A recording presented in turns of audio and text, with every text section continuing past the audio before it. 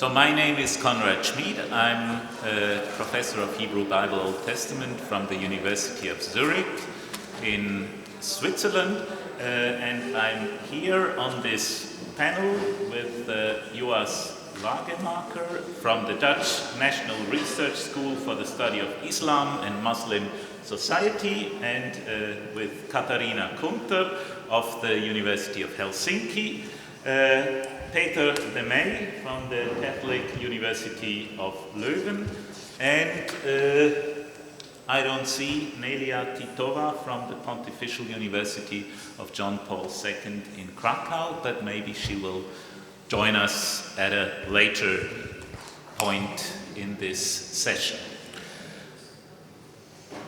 As Daniela Schalaba, I have a twofold function in this panel. I am on the one hand the moderator, but on the other hand I'm also presenting one research group, and this is the LERU Theology and Religious Study Group. LERU is a network of 24 universities in Europe, founded in 2002. You can see here the distribution of the members of this network, and out of these 24 universities, 15 have a program in theology and religious studies. You see these 15 universities to your left. This LERU Theology and Religious Studies group has a steering committee which I am currently presiding. We usually meet over Zoom or at one of our activities.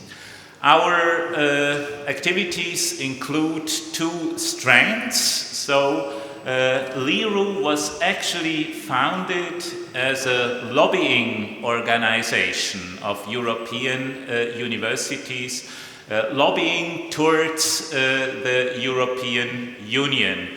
And the LERU has administrative groups and thematic groups. And the Theology and Religious Studies group started with trying to anchor better activities in theology and religion in the research policy of the European Union.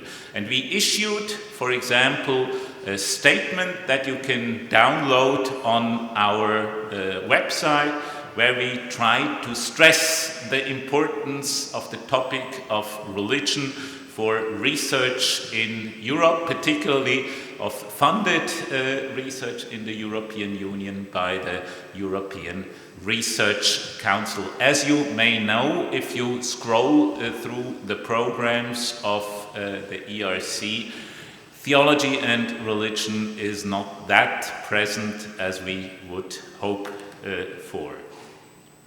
The second element of our activities is a biannual doctoral seminar which is conducted in cooperation with these 15 universities that have theology or religious studies programs among the LERU universities. And in these doctoral seminars, usually around 70 persons gather. It's a group composed out of doctoral students, postdocs, early career scholars, and professors. We usually have the policy that up to 5 docs and postdocs are being sent by the participating universities, and up to 3 professors per participating universities. The idea of this seminar is to broaden the horizon of the doctoral students and the postdocs, to raise the awareness of the European contexts of their research, and also the mutual exchange within and between the these universities. We can offer to the doctoral students who present their work in these doctoral seminars diversified and high-profile feedback on their topic. We also usually include sessions regarding possible funding opportunities, and I think it's also very important for the docs and postdocs to be able to get in contact with future colleagues if they apply to another university. I think it's very helpful if they already have some context, if they have met people, and for this doctoral seminar that we conduct every 2 years provides actually ample opportunities. So our first doctoral seminar was being held in 2019 in Cambridge. We had a second one which was delayed by 1 year due to COVID in Lund in Sweden. And here we also have a group photo. Not everyone is present on it, so some people already left. And the next one will be this September, 1st to 4th of September in 2024. Of course, as any format, ours is not perfect. There are pluses and minuses of our enterprise. So among the pluses, I would mention it's a working format. It's welcomed by all the participants. It's an established network. After 2 concluded meetings, we have returning participants who love to come back. And I think the secondary benefits of this conference, like of any conference, is that they provide sustainable contacts and collaborations. But there are, of course, also minuses. The LERU is not absolutely clear regarding its commitment to these thematic groups. There are some working thematic groups. Among them is the Theology and Religious Studies group, and we are very much supported by the General Secretary of LERU, Kurt de Ketelaere, from the KU Leuven, formerly KU Leuven.